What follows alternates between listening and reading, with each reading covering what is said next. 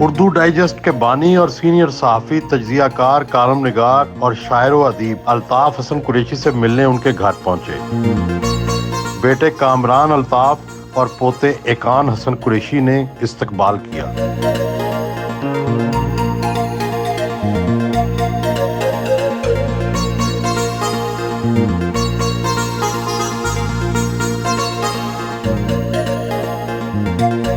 ماشاءاللہ زندگی کی 92 بہاریں دیکھ چکے ہیں، 62 سال سے عملی صحافت میں ہیں۔ یہ فرمائیے کہ اس سارے دور میں پاکستان میں بہار کب آئی اور خزاں کب؟ ہمارے ہاں بہار اور خزاں دونوں کا تعین کرنا بڑا مشکل ہے، کیونکہ عموماً یہ ہے کہ جس کو ہم عہد بہار کہتے ہیں، جب اس کو قریب سے دیکھا تو وہ بھی خزاں رسیدہ نظر آئی۔ لیکن بہرحال اس کے باوجود میں یہ سمجھتا ہوں کہ ہمارے پاکستان میں صحافت نے بہت اہم کردار ادا کیا مختلف اوقات میں، اور جب یہاں حکومت میں عامریت پائی جاتی تھی اور صحافت کی جو آزادی تھی ان کا گلا گھونٹا جاتا تھا، تو صحافیوں نے، ادیبوں نے، شاعروں نے اس کے خلاف جد و جہد کی، اور ان کی جد و جہد عموماً کامیابی ثابت ہوئی۔ اور سیاست؟ سیاست کا اور صحافت کا تو تعلق آپ کو پتہ ہی ہے، بڑا قریبی ہے، کیونکہ صحافت جو ہے وہ دراصل سیاست ہی کا ایک عکس ہے، اسی کی وہ تشکیل ایک دوسرے کرتے رہتے ہیں۔ تو یہی حال میرے خیال میں سیاست کا بھی یہی حال رہا ہے۔ آپ نے پاکستان کے سب سے مقبول اردو ماہنامے کا آغاز کیا، جسے اردو ڈائجسٹ کا نام دیا جاتا ہے، اس کا خیال کیسے آیا؟ ذہن میں تو یہ تھا، اصل میں اس کی جو اس کا پس منظر ہے وہ یہ ہے، ریڈرز ڈائجسٹ کی طرز پر اردو میں اگر ہم ڈائجسٹ نکالیں تو اس کی کامیابی کے بڑے امکانات ہیں۔ خیر پہلے تو ہم نے کہا ان سے کہ بات یہ ہے کہ بھی ہم تو کوئی صحافت سے ہمارا کوئی تعلق ہی نہیں ہے، اور لوگ ہم تو کوئی جانتے ہی نہیں، تو ہم کیا نکالیں گے، تو کون پڑھے گا اس کو؟ تو 5-6 مہینے اسی کشمکش پہ گزرے کہ آیا یہ کام کیا جائے، ادا کیا جائے۔ لیکن خیر پھر بتدریج ابھی یہ احساس ہوا کہ ہاں صحافت کے میدان میں بھی بہت زیادہ کام کرنے کی ضرورت ہے۔ اور اس وقت آپ کو یاد ہوگا کہ صحافت میں ایک تو ادب میں بھی اور صحافت میں بھی اوریانی جو تھی وہ تیزی سے آ رہی تھی، اور پھر یہ ہے کہ اشتراکیت کا جو تصورات تھے وہ بھی خاصے داخل ہوتے جا رہے تھے، اور بعض اخبارات میں تو ہندوستان کے ساتھ یعنی بہت زیادہ نیاز بندی کا رشتہ بھی قائم تھا۔ تو ہم نے سوچا کہ بھی ان سب چیزوں کے لیے ہمیں کوئی ایسا ماہنامہ نکالنا چاہیے جو جس کی تحریریں جو ہو بہت شائستہ پاکیزہ ہو، بیٹی باپ کے سامنے اسے پڑھ سکے اور ہر خاندان کے پردے اسے پڑھ سکے۔ اس کی اشاعت کتنے تک گئی؟ زیادہ سے زیادہ 1.5 لاکھ تک، اور یہ میں سمجھتا ہوں بہت زیادہ تھا۔ اس وقت یعنی روزناموں کی اشاعت بھی 30-40 ہزار سے زیادہ نہیں ہوتی تھی۔ تو یہ اللہ تعالیٰ کا فیصلہ ہوا، ایسا ہوا کہ پہلا ہم نے جو شائع کیا وہ غالباً ڈرتے ڈرتے 2000 شائع کیا۔ آپ نے سیاسی ہفت روزہ زندگی کا اجرا بھی کیا، کیا یہ اس وقت کی جو نظریاتی جنگ تھی سوشلزم سے، بائیں بازو سے، اس کی وجہ سے کیا تھا؟ ہاں، اس کی یہ بھی وجہ تھی، اور یہ وجہ بھی تھی کہ ہمارے ذہن میں وہ جو انگریزی میں جو ہفت روزہ نکلتے تھے ان میں جو معلومات ہوتی تھی، جس طریقے سے وہ ہمیں باخبر کرتے تھے، ہمارے ہاں ایسا کوئی ہفت روزے اس طرح کے نہیں تھے۔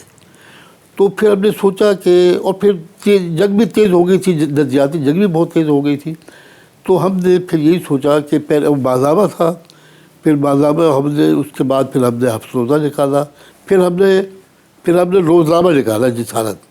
تو یہ اس سے ایک پوری کڑی تھی اس سارے معاملات کی جو صحافت میں آپ جس پر چل رہے۔ کیا اردو ڈائجسٹ اور کیا باقی روزنامے، ہفت روزے، ساری اردو صحافت کو زوال کیوں آ رہا ہے؟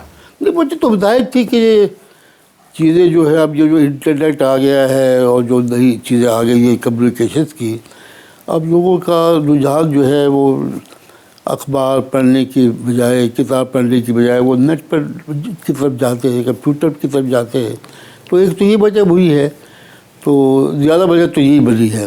آپ کس سال میں پیدا ہوئے؟ آپ نے پاکستان بنتے دیکھا، اس وقت سب سے نمایاں بات کیا نظر آئی تھی؟ میری پیدائش جو تعلیمی اسناد میں درج ہے وہ تو 3 مارچ 1932 ہے.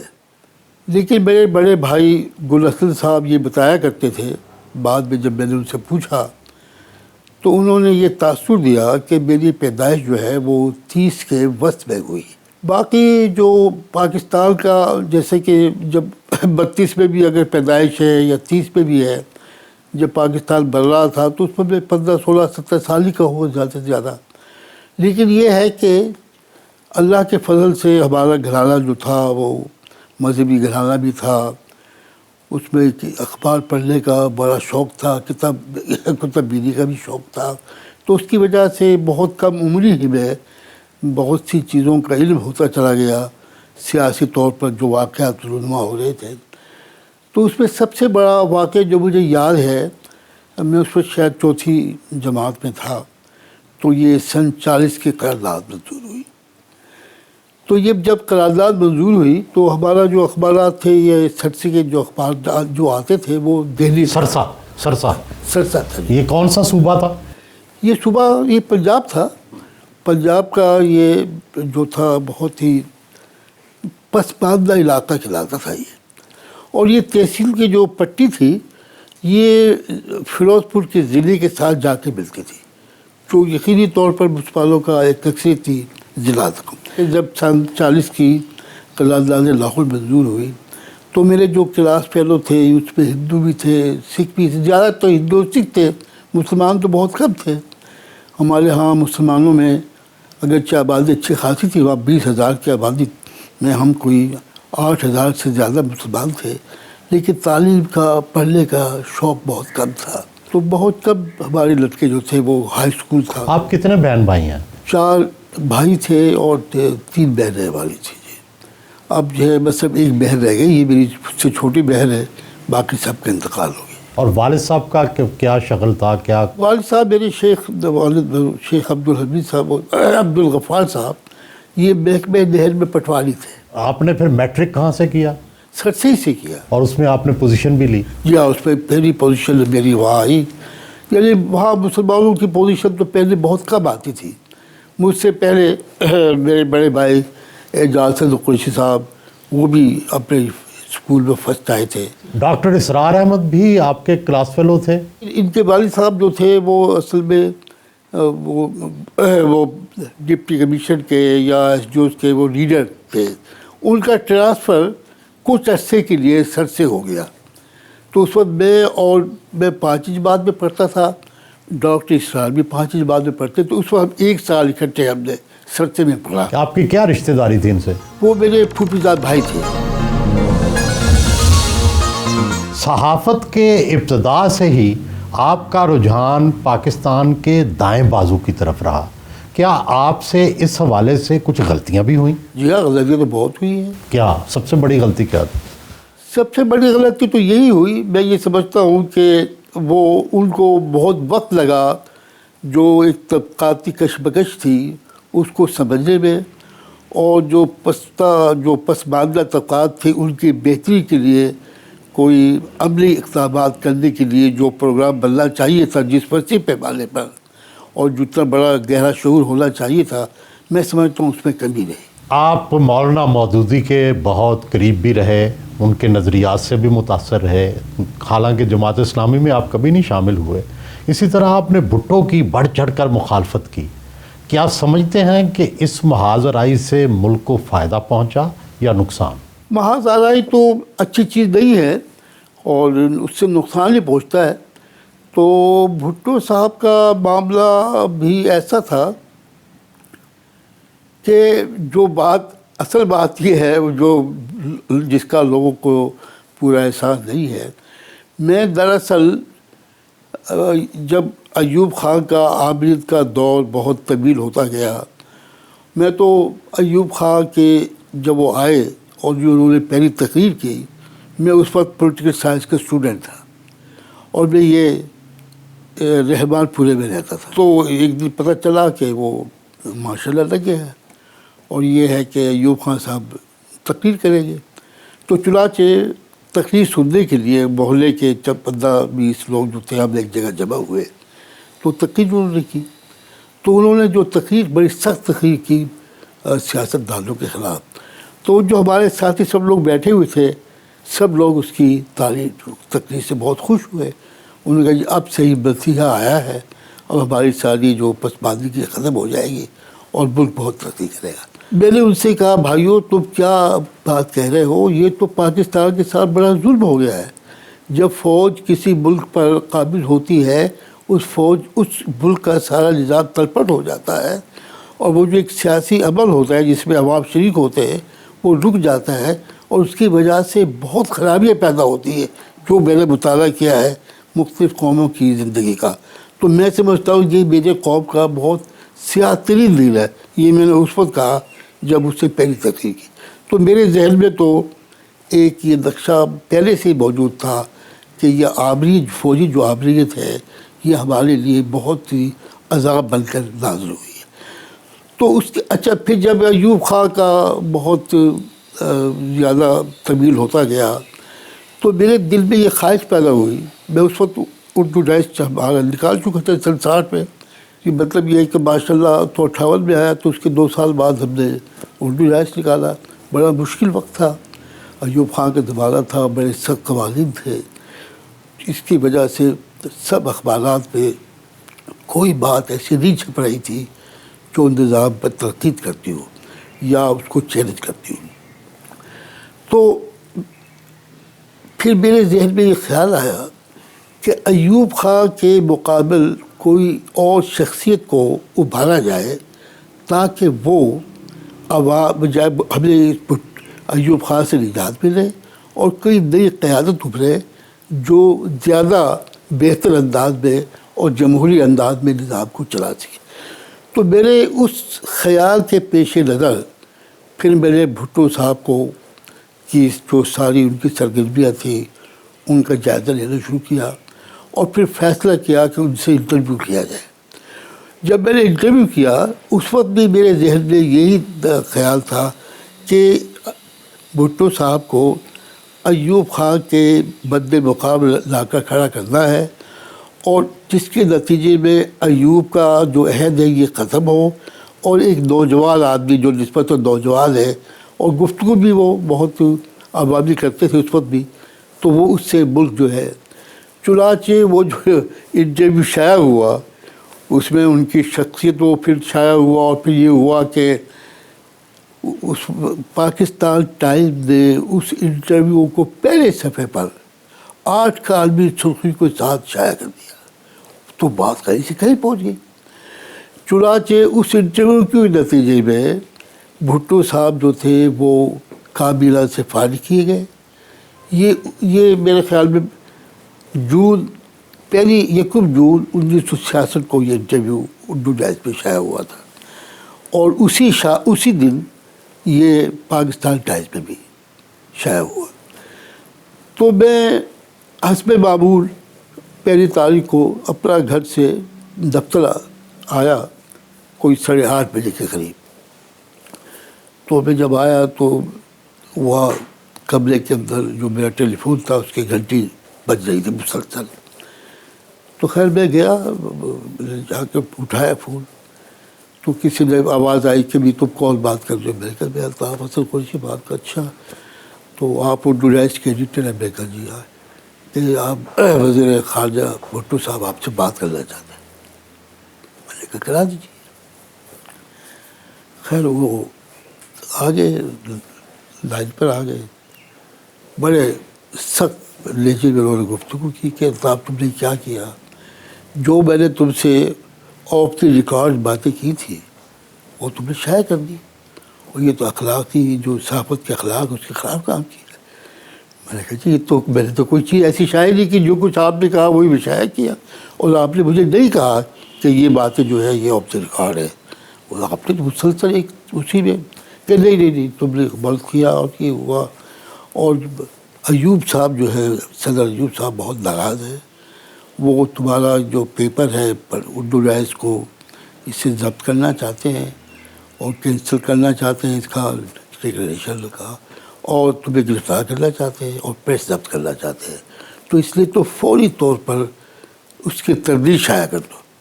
اچھا وہ تھا کیا جس کی وجہ سے سارا کھلبلی بچھی؟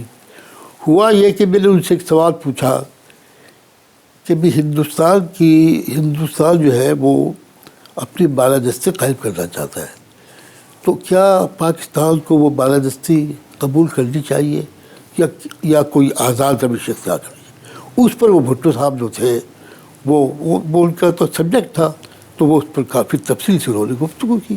اس نے کہا ہم بھارت کی بالادستی کبھی قبول نہیں کریں گے، وہ بڑا بدمعاش ملک ہے، اور اس نے ہمیشہ یہ کوشش کی ہے کہ کوئی مذہب ہندو مذہب کے سوا کوئی مذہب جو ہے وہ بھارت میں پلٹنے نہ پائے. انہوں نے بدھ مت کو جین مت کو اپنے اندر جذب کر لیا، ان کے لوگوں کو وہاں سے نکال دیا.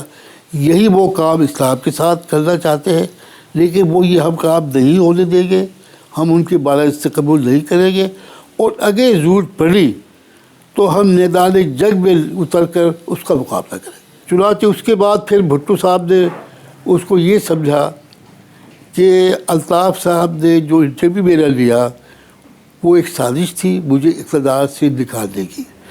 چنانچہ پھر وہ جب پیپلز پارٹی بن گئی اور پھر وہ اس کے بعد پھر سن 70 کا الیکشن کیا مرحلہ آیا، تو انہوں نے اپنی پوری کمپین میں ہمارے خلاف یہ کہا کہ ہم قریشی، یہ جو اس کو قریشی برادران کا نام بھی سب سے پہلے مولانا کوثر نیازی صاحب نے قومی اسمبلی میں تقریر کرتے ہوئے ہمیں یہ خطاب دیا تھا.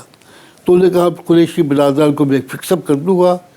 یہ وہ ساری جو ان کی کمپین تھی اس میں چند لوگوں کا ذکر کرتے تھے، اس میں ہمارا ذکر بھی کرتے تھے کہ میں ان کو فکس اپ کر دوں گا.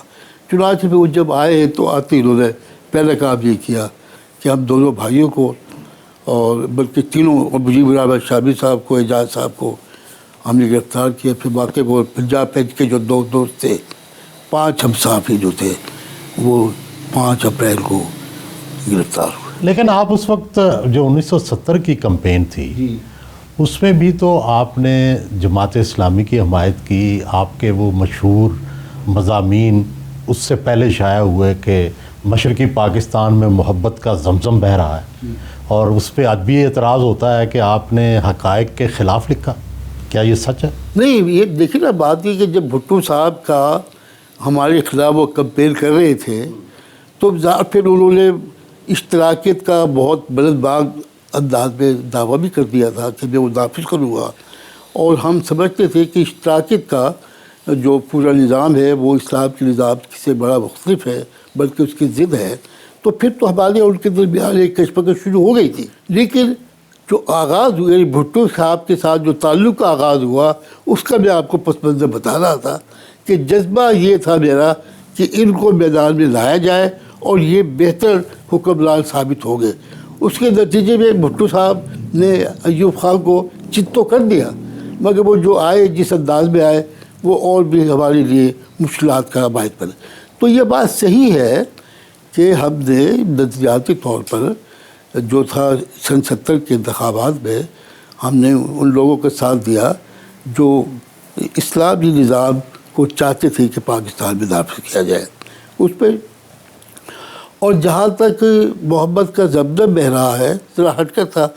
اب اگر میں یہ لکھتا ہوا اس وقت کہ وہاں نفرت کی یعنی ایک بدبو پھیل رہی ہے تو کام پہلے سے پہلے خراب تھا وہ مزید خراب ہوتا.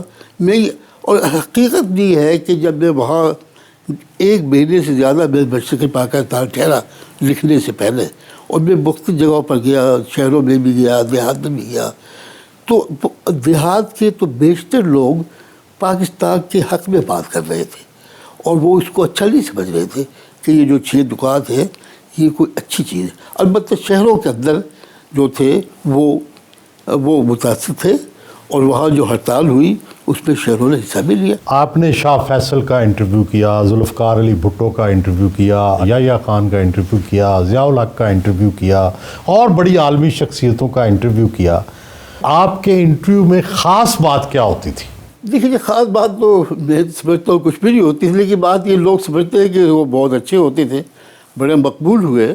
لیکن آپ تاثراتی انٹرویو کرتے تھے، براہ راست اس کی گفتگو سے زیادہ اس میں آپ کے تاثرات ہوتے تھے۔ یہ بات اصل میں دیکھیے بات ہے، وہ جو انٹرویو لینے کا جو سلسلہ شروع ہوا، اس میں جو اس کے پس منظر جو تصور تھا وہ یہ تھا کہ ایوب خان کا وہ زمانہ تھا، ایوب خان کے عہد میں کوئی بات نظام کے بارے میں کرنا، حکومت کی پالیسیوں کے بارے میں کرنا تقریباً ناممکن تھا، اور آپ تو اس کا ہم نے پھر راستہ یہ نکالا کہ وہ مسائل جو بڑے ضروری ہیں مگر جن پر ہم براہ راست لکھ نہیں سکتے، ہم ان شخصیتوں سے ان مسائل پر گفتگو کریں اور ان کی زبان سے وہ باتیں کہلائی جائیں جو ان کے بارے میں لوگوں تک پہنچانا ضروری ہے۔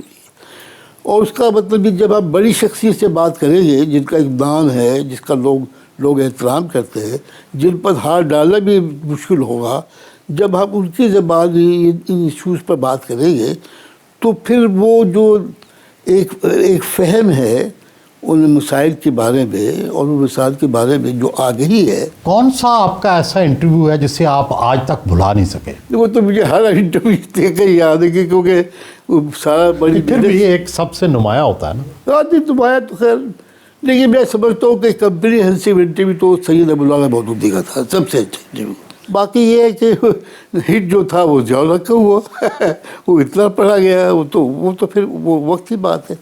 تو اچھا دوسری بات یہ تھی، میرے ہاں وہاں کوئی، آپ دیکھیں گے کہ میں نے وہاں کوئی ایسا سوال نہیں کیا جس سے اس کی شخصیت کو اجاڑنا۔ یعنی آپ تنقیدی سوال نہیں کرتے؟ میں اس کو بلڈ اپ کرتا تھا۔ اب بھی نہیں کرتے؟ اب بھی نہیں کرتا، اب تو خبر دیتے ہوئے کرتا بھی نہیں انٹرویو۔ لیکن یہ تو ناانصافی نہیں کہ آپ اگر کسی سے تنقیدی سوال بھی نہ کریں، صرف تعریفی اور توصیفی انداز اختیار کریں؟ وہ دیکھیں نا، وہ جو آپ نے تاثرات بیان کیا ہے نا، وہ کام میں وہاں کرتا تھا کہ جب تاثرات بیان کرنا ہوتا تھا تو پھر اس میں جو ان کی وہ بات میں اگر کوئی جو وہ بات کہہ رہے ہیں اس کے اندر کوئی بات ایسی ہے جو مناسب نہیں ہے تو میں اس تاثر میں اس کے اوپر ایک اشارہ واضح طور پر کرتا جاتا تھا۔ اور چنانچہ یہی وجہ ہے کہ انٹرویو کے ساتھ ساتھ وہ جو تاثرات اس کے اندر باہر کی جو کیفیت تھی جس میں انٹرویو میں لے رہا ہوں، اس میں لوگوں کے کیا رویے ہیں، لوگ کیا سوچ رہے ہیں، کیا حماقتیں کر رہے ہیں، حکومت کیا حماقتیں کر رہی ہے، تو اس کو ساری باتیں جو کام تنقید کا کرنا ہوتا تھا وہ سب میں ان تاثرات میں پیش کرتا تھا۔ تو میرا خیال میں لوگوں کے اچھے کردار، ان کے اچھے پہلو بھی سامنے آئے، اور معاشرے میں اور ان کی شخصیتوں میں جو چیزیں خامیاں تھیں ان کا بھی میں اشارہ جو تھا براہ راست کرنے کے بجائے تاثرات کے انداز میں کرتا ہوں۔ بیٹے کامران اور بھتیجے طیب اعجاز قریشی نے سہارا دے کر گاڑی میں بٹھایا، گھر سے روانہ ہوئے۔ آپ کی ماشاءاللہ یادداشت بہت تیز ہے، آپ کو کئی بیماریاں بھی ہیں، ذیابیطس بھی ہے اور بھی ہیں، کس طرح سے آپ نے اپنے آپ کو مینٹین کیا ہوا ہے؟ بس یہ اللہ تعالیٰ کی طرف سے سارا کچھ ہے۔ کوئی خاص دوائی کھاتے ہیں؟ دوائی تو کھاتا ہوں لیکن کوئی خاص دوا تو نہیں کھاتا۔ یہ فرمائیں کہ زندگی میں کس شخصیت سے سب سے زیادہ متاثر ہوئے؟ سید ابوالعلا مودودی صاحب سے۔ اور سب سے برا کون لگا زندگی میں؟ برا کوئی بھی نہیں لگا۔ نہیں، پھر بھی نہیں کوئی نہیں لگا۔ بادشاہوں سے، حکمرانوں سے ملتے رہے، پیسے، پلاٹ وغیرہ تو بہت کچھ کمایا ہوگا۔ اللہ تعالیٰ کی وجہ سے، اللہ تعالیٰ کے فضل و کرم سے، میری سب چیزوں سے اللہ تعالیٰ نے مجھے محفوظ رکھا، اور کسی کے آگے ہاتھ نہیں پھیلایا، اور کسی کی کوئی ایسی جو ہے وہ کوئی چیز قبول بھی نہیں کی۔ اللہ کا فضل ہے۔ تحفے بھی قبول نہیں کرتے تھے؟ تحفے بھی بہت کم۔ لیکن جب اردو ڈائجسٹ کی اشاعت بڑھی تو اس وقت پیسے تو بڑے کمائے ہوں گے؟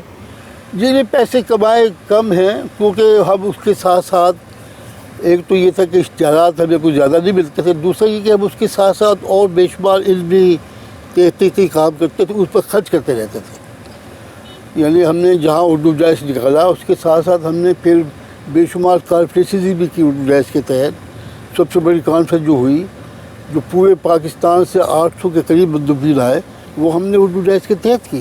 زندگی میں کسی چیز کا پچھتاوا ہے؟ نہیں کسی کا، اللہ کا شکر ہے، بڑی مطمئن زندگی ہے۔ غلط فیصلے کیے ہیں زندگی میں؟ کوئی فیصلہ جان بوجھ کر تو غلط نہیں کیا، ویسے غلطیاں تو انسانوں سے ہو جاتی ہیں۔ کون سی غلطی ہے جس کا آپ کو احساس؟ مجھے کوئی غلطی کا یا مجھے کوئی اس کا افسوس نہیں ہے، نہ کسی کا وہ ہے، بلکہ یہ ہے کہ اللہ تعالیٰ نے مجھ پر اتنا کرم فرمایا کہ میں اس زندگی میں کچھ نہ کچھ لوگوں کے لیے یا انسانیت کے لیے، اپنی قوم کے لیے کچھ نہ کچھ کرتا رہا ہوں۔ زیادہ سے زیادہ کتنی تنخواہ لی اپنے ادارے سے؟ تنخواہ تو بہت کمی ہوتی تھی، 40-50 ہزار سے زیادہ تو اس کا زمانہ بھی آپ کو ایسے ہی تھا، لیکن اللہ کا شکر ہے کہ وہ یہ گھر کب بنایا؟ یہ گھر 1997 میں جو بنایا تھا۔ اس سے پہلے گھر نہیں تھا؟ جی نہیں، اس سے پہلے گھر نہیں، کرائے کے گھر میں رہتے تھے؟ کرائے کے گھر میں۔ اب ذریعہ آمدن کیا ہے؟ اب بھی قدم سے کماتا ہوں روزی۔ آپ کے ہاں لکھتا ہوں، جنگ میں لکھتا ہوں، کچھ اردو ڈائس میں لکھتا ہوں، اللہ تعالیٰ کا شکر ہے۔ زندگی میں سب سے مشکل مرحلہ کب دیکھا؟ جیل میں بھی رہے؟ ہاں بس وہ مرحلے بڑے مشکل تھے، جب جو بھٹو صاحب کا زمانہ آیا تو ہمارے وہ جو 5 سال گزرے ہیں وہ بہت مشکل کے گزرے، اور اس میں بہت مشکلات پیش آئیں، لیکن اللہ کا تعالیٰ کا فضل رہا کہ کبھی نہ قدم لگایا، نہ کبھی کسی بات پر افسوس ہوا، نہ کبھی مایوسی میں ہم گرفتار ہوئے۔ جنرل ضیاء الحق تو آپ پر بڑے مہربان تھے، تو انہوں نے آپ پر کچھ جو ہے مہربانیاں نہیں کی؟ جنرل ضیاء الحق کا معاملہ یہ ہے کہ ان کے زمانے میں سب سے پہلے جو صحافی گرفتار ہوئے اس میں میرا نام سب سے آگے ہے، اور یعنی میں نے ان کا انٹرویو لیا ستمبر میں، اور اکتوبر میں میری گرفتاری عمل میں آ گئی۔ مجھے اللہ تعالیٰ نے حاکموں سے یا جو صاحب سبق لوگ ہیں ان سے کچھ چیز لینا، ان کے آگے ہاتھ پسارنا، اس سے مجھے اللہ تعالیٰ نے محفوظ رکھا، یہ اس کی سب سے بڑی عنایت ہے۔ تو جنرل ضیاء الحق کی سب سے بڑی غلطی کیا سمجھتے ہیں؟ غلطی تو وہی تھی، بہرحال وہ جو اقتدار میں تھے، فوجی تھے، فوج کا جو مزاج ہے، اس کا جو نظام، پورے ادارے کا جو نظام ہے، اس میں تو وہ ایک خاص بھٹو کی پھانسی نہیں بڑی غلطی تھی؟ یقیناً غلطی تھی۔ آپ بھٹو کی پھانسی کو سمجھتے ہیں کہ غلط تھی؟ ہاں دیکھیے، سیاست دان کی اس طرح پھانسی ہونا جو ہے یہ تو واقعی بہت غلط کام تھا۔ یہ تو لیکن آپ نے اس وقت تو نہیں لکھا؟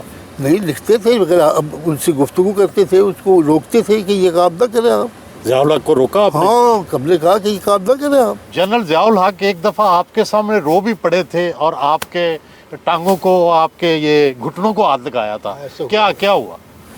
وہ یہ ہوا کہ انہوں نے مجلس شورا بنانے کا اعلان کیا، تو میں نے اس کے اوپر اردو ڈائس میں ایک مضمون لکھا، اور میں نے ان کے اس اقدام پر سخت تنقید کی، اور میں نے کہا کہ مجلس شورا ان کا تو ملازمت رسول کریم صلی اللہ علیہ وسلم کی ذات کرامی سے تھا، اور انہوں نے جو اب مجلس شورا بنائی تھی وہ اس وقت کے بہترین لوگوں پہ بنائی تھی، اور آپ نے بدترین لوگوں پر مجلس شورا بنا کر اس کا نام مجلس شورا رکھ دیا، اور اس مجلس شورا کی جو عظمت تھی اس کو تو آپ نے خاک میں بنا دیا، تو یہ قوم تو تاریخ تو کبھی آپ پر اس کو معاف نہیں کرے گی۔ چنانچہ وہ بلاوا آ گیا کہ بھی وہ میٹنگ ہے۔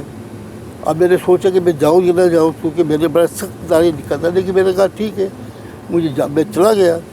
جانے کے بعد پھر وہ باتیں ہوتی رہی، پھر جب سب لوگ چلے گئے، جاتے ہوئے ہر لوگ سے وہ ہاتھ ملاتے تھے، اور لوگ اسی وقت ان سے اپنا کوئی دلی مراد کے لیے ان سے بات کرتے تھے جب وہ ہاتھ ملاتے تھے۔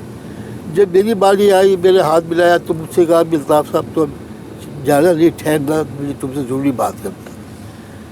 تو میں نے سمجھا کہ اب یہ وہی اپنا غصہ نکال دیں گے مجھ پر کہ تم نے کیا لکھ دیا۔ خیر میں بیٹھ گیا۔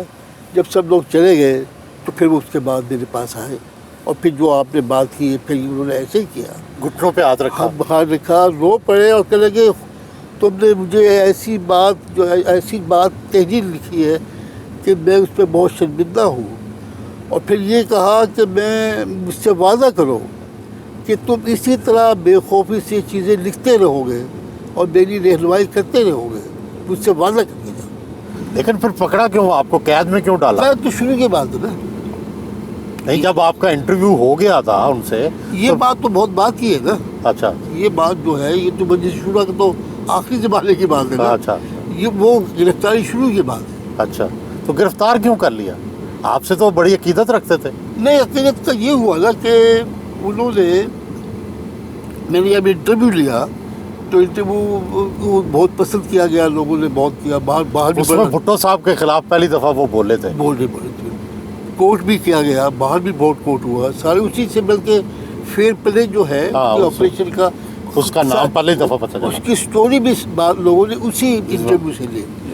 تو میں نے اس کے بعد ستمبر میں یہ ہوا، اکتوبر میں نے داریہ لکھا کہ اب اصل جو وقت جو ہے وہ نوجوان نسل کا ہے، یہ پرانے تمام پہلے یہ ہوا، پہلے یہ ہوا، پھر یہ ہوا، آپ نے فوج بھی پہلے آتے رہی لیکن سب لوگ ناکام ہوئے، اس لیے اب ایک ہی حل ہے کہ نوجوان لوگ جو ہے وہ سنجیدہ، جو لوگ تجربہ کار لوگ ہیں، ان کی قیادت میں کوئی تحریک چلائیں اور اصلاح کے لیے کوئی کام کرے تو کافی نہیں ہو۔ اب مجھے اس وقت پتہ نہیں چل رہا تھا کہ اس وقت چشتی صاحب ان کے درمیان کشمکش چل رہی تھی، اور چشتی جو تھے وہ ان کے مقابلے میں نوجوان تھے، تو لوگوں نے ان کے کال بھرنے شروع کیے کہ یہ جو لکھا ہے نوجوانوں کی بات کی ہے، یہ انہوں نے چشتی کے حق میں بات کی ہے، اور وہ آپ کے خلاف چشتی کو آگے لانا چاہتے ہیں۔ رات کے 2:30 بجے 20 اکتوبر کو گرفتار کتنے دن رہے؟ کتنا ہفتہ؟ کچھ 4-5 مہینے رہا، تو بس پھر اس کے بعد پھر وہ لوگ بیچ میں پڑے، ان کو کہا کہ بھائی ٹھیک ہے۔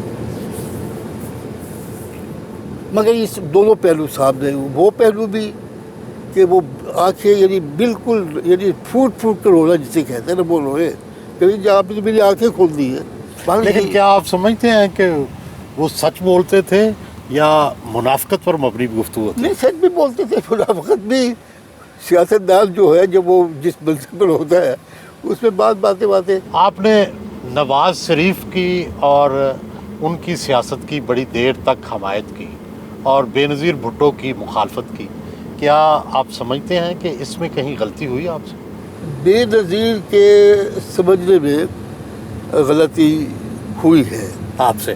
ہاں، کیونکہ جب تک وہ ہم اس تناظر میں چیزوں کو دیکھتے رہے تو وہ یہ لگتا تھا کہ بھی وہ ایک ایسی قوت ہے جو نظریاتی طور پر ایک مخالف قوت ہے، اور ایک وہ ایسے کلچر کو فروغ دے رہی ہے جو ہماری مزاج سے ہٹ کر ہے، وہ اس کے والد صاحب کی وجہ۔ لیکن جب ان کو قریب سے دیکھا، جب انہوں نے قریب، مطلب وہ سارا مسئلہ فاصلے کا بھی ہے، 5-6 مرتبہ ایسا ہوا کہ جب وہ اقتدار میں آ گئی، آنے کے بعد پھر انہوں نے، جب میرے ساتھ ان کا رویہ بدلا، یعنی ان کا رویہ بھٹو صاحب کے رویے سے بڑا مختلف رہا۔